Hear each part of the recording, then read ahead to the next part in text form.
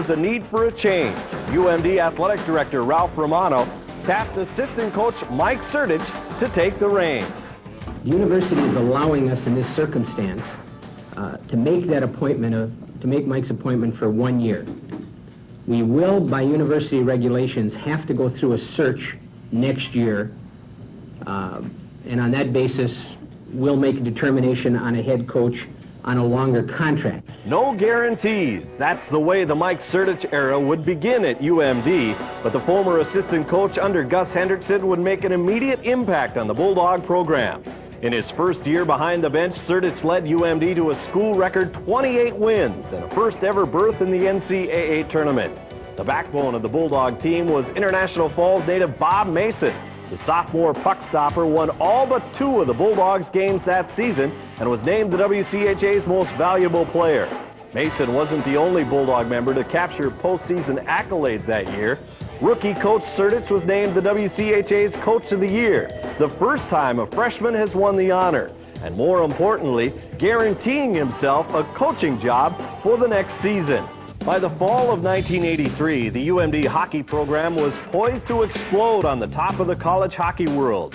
The 83-84 Bulldogs had a classic combination that is so often a key in the college game: senior experience and spunky youngsters. Senior captain Tom Curvers anchored the Bulldog blue line, and freshman goaltender Rick Costi played the leading role on defense. Meanwhile, fourth-year forward Bob Loxo and sophomore star Bill Watson scored in bunches on the offensive end. A critical point to the Bulldogs' march to their first ever WCHA championship came in the first half of the season. The Dogs were in Wisconsin to take on the defending national champion Badgers. Mike Sertich's squad was down 5-1, but pulled off the comeback of the season by tying it at 5 at the end of regulation, then winning it in overtime on a goal by Brian Glynn. How big a win was this for Coach Sertich and his team? Okay! Where's that big red now? The Bulldogs would go on to beat the Badgers 8 times that season. The Bulldogs were also able to clinch their first ever Western League crown, carrying home Coach of the Year Mike Sertich off the arena ice as the fans roared their approval. Meanwhile, Tom Curvers culminated a superb career by winning the Hobie Baker Award, the first time a Bulldog had won college hockey's most prestigious individual honor. The UMD hockey team was chock full of characters. In fact, years later, Curvers would recall that the personalities of this team were the reason it was so great. We had a lot of players that turned out to be NHL players and really good hockey players that people didn't really know were good hockey players yet. So it's strange to look back at it from before that season and say a guy like Norm McIver, people didn't know that Norm could do what he can do.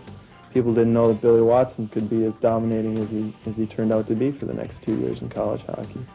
Rick Costi came to the, just rose, just carried us in so many games, and so many players did so much that wasn't expected.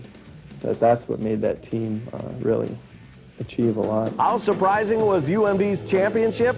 Well, the Duluth Arena had booked a car show during the playoffs, thinking the Bulldog season would have been long over. So instead, the Bulldogs played North Dakota for the WCHA playoff championship at Williams Arena. And Bulldog fans took over the Southern Branch and roared with approval as their heroes crushed the Sioux in the 2-game total goal set.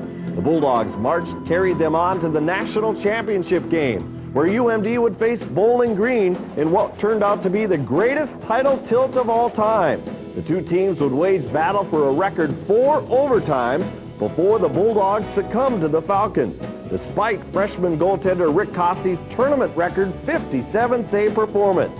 Even though the Bulldogs failed to bring home the big prize, thousands of fans turned out to give the Bulldogs a hero's welcome on their return from Lake Placid. The 1984-85 Minnesota Duluth Bulldogs will go down as one of the greatest college hockey teams of all time. Right winger Billy Watson racked up 109 points, the most ever by a Bulldog player. He garnered All-American honors and was a runaway winner for the Hobie Baker Award. I felt like I had to get up and run to go somewhere just to get off all this excess energy I had in me. And I never thought about crying or anything because I was so excited. I just wanted to get up and run. And by the time I looked up, the whole team was kind of around me, and that meant a lot to me that I was able to experience that with the other guys in my hockey team. Defenseman Norm McIver from Thunder Bay also earned All-American honors and became the first Bulldog blue liner in history to score 4 goals in one game. And goaltender Rick Costi continued his sensational play as he picked up a school record 33 wins and was also named All-American. And a freshman by the name of Hull, Brett Hull, whose sizzling slap shot bulged the twine 32 times that year, earning him the WCHA Freshman of the Year honors. And Coach Mike Sertich was the winner of the WCHA Coach of the Year for the 3rd straight year. A 36-victory season and a repeat to college hockey's Final Four. Only an overtime loss to RPI in the semifinals prevented this outstanding team from winning a national championship. The Bulldogs capped their season with an exciting 6-5 overtime win over Boston College to capture 3rd place nationally. The next year, UMD again featured one of the best teams in the nation. Brett Hull made a mockery of college goaltending by scoring a school record 52 goals. Hull and Norm McIver were both All-Americans and both Hobey Baker Award finalists. And Matt Christensen finished up a stellar career by finishing as the school's 2nd all-time leading scorer. The late 1980s were transition years for the UMD program. Gone were the Hulls, the Watsons, and the McIvers. Coach Sertich faced rebuilding years with new talent, different faces, and a pressure to win.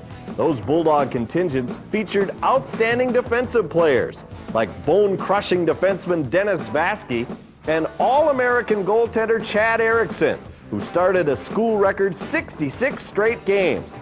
The 1988-89 UMD Bulldogs were able to accomplish what no other Duluth team has done, win its first 8 games en route to a #1 ranking.